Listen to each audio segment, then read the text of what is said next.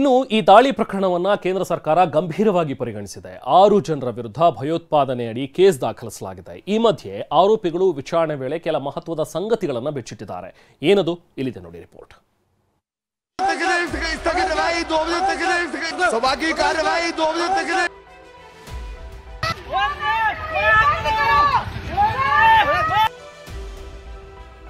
ಅಕ್ಷರಶಃ ಬೆಚ್ಚಿ ಬೀಳಿಸಿದ್ದ ದೃಶ್ಯವಿದು. ದೇಶದ ಸಂಸದರು ಒಟ್ಟೊಟ್ಟಿಗೆ ಇರುವಾಗ ಕಲಾಪಕ್ಕೆ ನುಗ್ಗಿದ್ದು ದೊಡ್ಡ ಸಂಚಲನ ಸೃಷ್ಟಿಸಿದ್ದು ಇದೇ ಗುಂಪು. ಒಟ್ಟು 6 ಮಂದಿ ಇದ್ದ ಈ ಗ್ಯಾಂಗ್ನಲ್ಲಿ ಕರ್ನಾಟಕದ ಮೈಸೂರು ಜಿಲ್ಲೆಯ ಮನೋರಂಜನ್ ಇರೋದು ದೊಡ್ಡ ಆತಂಕ ಮೂಡಿಸಿದೆ. ಅದರಲ್ಲೂ ಕರ್ನಾಟಕದಲ್ಲಿ ಮನೋರಂಜನ್ ಹಿನ್ನೆಲೆ ಏನು, ಯಾಕೆ ಹೀಗೆ ಮಾಡಿದ್ದು ಅನ್ನೋದು ಪ್ರಶ್ನೆಗಳ ಬೆಟ್ಟವನ್ನೇ ಕಟ್ಟಿಬಿಟ್ಟಿದೆ. ಭಯೋತ್ಪಾದನಾ ನಿಗ್ರಹ ಕಾಯ್ದೆಯಡಿ ಕೇಸ್ ದಾಖಲು. UAPA ಅಡಿ ಕೇಸ್ ದಾಖಲಿಸಿ ಪೊಲೀಸರಿಂದ ತನಿಖೆ. ಇನ್ನು ಲೋಕಸಭೆ ಕಲಾಪದಲ್ಲಿ ಭದ್ರತಾ ಲೋಪ ಪ್ರಕರಣ ಸಂಬಂಧ ಬಂಧಿತ ಆರೋಪಿಗಳ ವಿರುದ್ಧ ಭಯೋತ್ಪಾದನಾ ನಿಗ್ರಹ ಕಾಯ್ದೆಯಡಿ ಕೇಸ್ ದಾಖಲಿಸಲಾಗಿದೆ. UAPA ಅಡಿ ಕೇಸ್ ದಾಖಲಿಸಿ ಪೊಲೀಸರು ತನಿಖೆ ನಡೆಸುತ್ತಿದ್ದಾರೆ. ಹಾಗೆಯೇ ದೆಹಲಿ ಪೊಲೀಸ್ ಇಲಾಖೆಯಿಂದ ಮಾಹಿತಿ ಪಡೆದು ATC ತನಿಖೆ ನಡೆಸುತ್ತಿದೆ. ಇಂದು ಆರೋಪಿಗಳನ್ನ ಕೋರ್ಟ್ಗೆ ಹಾಜರುಪಡಿಸುವ ಸಾಧ್ಯತೆ ಇದೆ.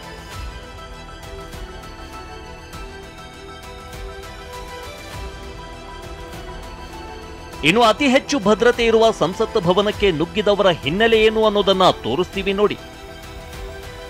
ಅರೆಸ್ಟ್ ಆಗಿರುವ ಮೊದಲ ಆರೋಪಿ ಸಾಗರ್ ಶರ್ಮಾ ಮೂಲತಃ ಉತ್ತರ ಪ್ರದೇಶದ ಲಖನೌ ಬಳಿಯ ಆಲಂಬಾಗ್ ಗ್ರಾಮದವನು. ವೃತ್ತಿಯಲ್ಲಿ ರಿಕ್ಷಾ ಚಾಲಕನಾಗಿದ್ದಾನೆ. ಮತ್ತಿವನು ಮನೋರಂಜನ್ ಡಿ ಹಾಸನದ ಅರಕಲ್ಗೂಡು ತಾಲೂಕಿನ ಮಲ್ಲಾಪುರ ಗ್ರಾಮದ ನಿವಾಸಿ. ಆದರೆ ಮೈಸೂರಿನ ಸೈಂಟ್ ಜೋಸೆಫ್ ಶಾಲೆಯಲ್ಲಿ ವಿದ್ಯಾಭ್ಯಾಸ ಮಾಡಿದ್ದಾನೆ.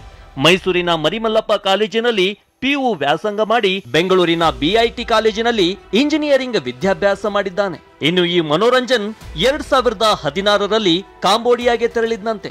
ಮತ್ತು 3ನೇ ಆರೋಪಿ ಅಮೋಲ್ ಮಹಾರಾಷ್ಟ್ರದ ಲಾತೂರ್ ಮೂಲದ ಅಮೋಲ್ ಶಿಂಧೆ ಪೊಲೀಸ್ ಇಲಾಖೆ ಸೇರಲು ಪರೀಕ್ಷೆಗೆ ಸಿದ್ಧತೆ ನಡೆಸಿದ್ದ.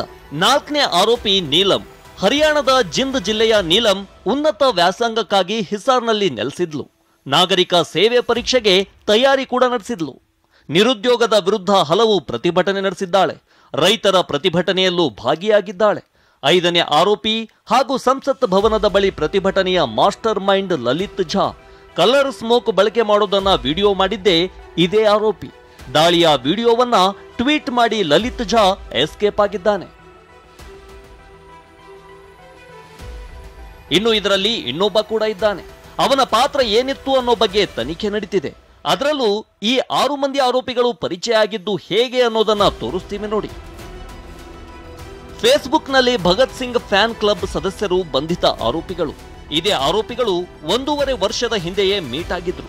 ಸುಮಾರು 1.5 ವರ್ಷದ ಹಿಂದೆ ಮೈಸೂರಿನಲ್ಲಿ ಭೇಟಿಯಾಗಿದ್ರಂತೆ. ಪಕ್ಕಾ ಪ್ಲಾನ್ ಮಾಡಿಯೇ ಸಂಸತ್ ಎಂಟ್ರಿಗೆ ಸ್ಕೆಚ್ ಹಾಕಿದ್ರು. ಅದರಂತೆ ಡಿಸೆಂಬರ್ 10ಕ್ಕೆ ಒಬ್ಬೊಬ್ಬರಾಗಿ ದೆಹಲಿಗೆ ಆಗಮಿಸ್ತಾರೆ. ಗುರುಗ್ರಾಮನಲ್ಲಿರುವ ವಿಕ್ಕಿ ವೃಂದಾ ಮನೆಯಲ್ಲಿ ವಾಸ್ತವ್ಯ ಹೂಡಿದ್ರು. ಡಿಸೆಂಬರ್ 13ರ ಬೆಳಗ್ಗೆ ಅಂದ್ರೆ ನಿನ್ನೆ 9 ಗಂಟೆಗೆ ಸಂಸತ್ ಎಂಟ್ರಿಗೆ ಸಾಗರ್ ಶರ್ಮಾ ಸಂಸದ ಪ್ರತಾಪ್ ಸಿಂಹ ಅವರ ಬಳಿ ಪಾಸ್ ಪಡೆದಿದ್ದಾನೆ. ಪಾಸ್ ಮೂಲಕ ಸಾಗರ್ ಶರ್ಮಾ ಮತ್ತು ಮನೋರಂಜನ್ ಸಂಸತ್ ಪ್ರವೇಶಿಸಿದ್ದಾರೆ. ಸಂಸತ್ ಹೊರಗೆ ಅಮೋಲ್ ಮತ್ತು ನೀಲಂ ಪ್ರತಿಭಟನೆ ನಡೆಸಿದ್ದಾರೆ. ಇನ್ನು ಬಂಧಿತ 5 ಆರೋಪಿಗಳನ್ನ ದೆಹಲಿ ಪೊಲೀಸರು ಪ್ರಾಥಮಿಕ ತನಿಖೆ ನಡೆಸಿದ್ರು. ತನಿಖೆ ವೇಳೆ ತಾವು ಸಂಸತ್ ಭವನಕ್ಕೆ ನುಗ್ಗಿದ್ದು ಯಾಕೆ ಅನ್ನೋದನ್ನ ಪೊಲೀಸರ ಮುಂದೆ ಬಾಯ್ಬಿಟ್ಟಿದ್ದಾರೆ ಎನ್ನಲಾಗ್ತಿದೆ.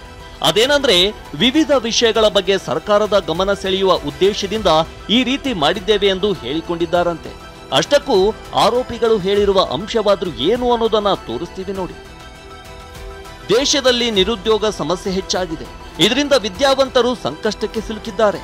ಹಾಗೆ ದೇಶದಲ್ಲಿ ರೈತರಿಗೆ ತೊಂದರೆ ಸಾಕಷ್ಟು ಸಮಸ್ಯೆಗಳಾಗಿವೆ.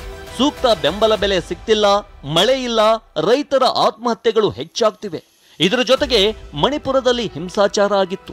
ಇದರ ಬಗ್ಗೆ ಕೂಡ ಯಾರೂ ಗಮನ ಹರಿಸಿಲ್ಲ.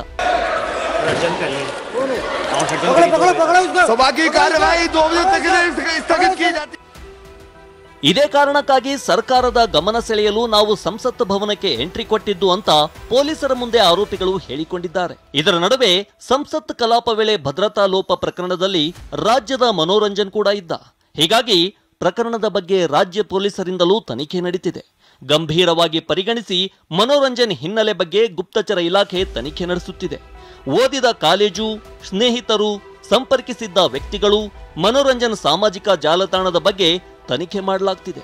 ಜಾಲತಾಣದಲ್ಲಿ ಯಾರನ್ನ ಹೆಚ್ಚು ಫಾಲೋ ಮಾಡ್ತಿದ್ದ, ಒಡನಾಟ, ವಿಚಾರಧಾರೆಗಳ ಬಗ್ಗೆ ವಿಚಾರಣೆ ನಡೆಸುತ್ತಿದೆ. ಬೆಂಗಳೂರಿನಲ್ಲಿ ಆತ ವಾಸವಿದ್ದ ಸ್ಥಳದ ಬಗ್ಗೆಯೂ ಪೊಲೀಸರು ಪರಿಶೀಲನೆ ನಡೆಸುತ್ತಿದ್ದಾರೆ. ಸದ್ಯ ಮನೋರಂಜನ್ ಮನೆ ಮುಂದೆ ಪೊಲೀಸರು ಬೀಡು ಬಿಟ್ಟಿದ್ದಾರೆ. ನಿನ್ನೆಯಿಂದಲೂ ಮನೆ ಮುಂದೆ ಖಾಕಿ ಬಂದೋಬಸ್ತ್ ಕೈಗೊಂಡಿದೆ. ಹೀಗಾಗಿ ಮನೋರಂಜನ್ ತಾಯಿ, ತಂದೆ ಮನೆಯಿಂದ ಹೊರ ಬರ್ತಿಲ್ಲ. ಇವರನ್ನ ಭೇಟಿ ಮಾಡೋದಕ್ಕೂ ಪರಿಚಯಸ್ಥರು ಕೂಡ ಮುಂದಾಗ್ತಿಲ್ಲ. ಅದೇನೇ ಹೇಳಿ, ಲೋಕಸಭೆ ಕಲಾಪದ ವೇಳೆ ನಡೆದ ಭದ್ರತಾ ಲೋಪಕ್ಕೂ ಕರ್ನಾಟಕದ ನಂಟಿದೆ ಅನ್ನೋದು ಆತಂಕ ಮೂಡಿಸಿದೆ. ಇದರ ಬಗ್ಗೆ ಸಾಕಷ್ಟು ತನಿಖೆಗಳು ಆಗ್ತಿವೆ. ತನಿಖೆಯ ನಂತರವಷ್ಟೇ ಸ್ಪಷ್ಟ ಚಿತ್ರಣ ಗೊತ್ತಾಗಲಿದೆ. Bureau report, TV9.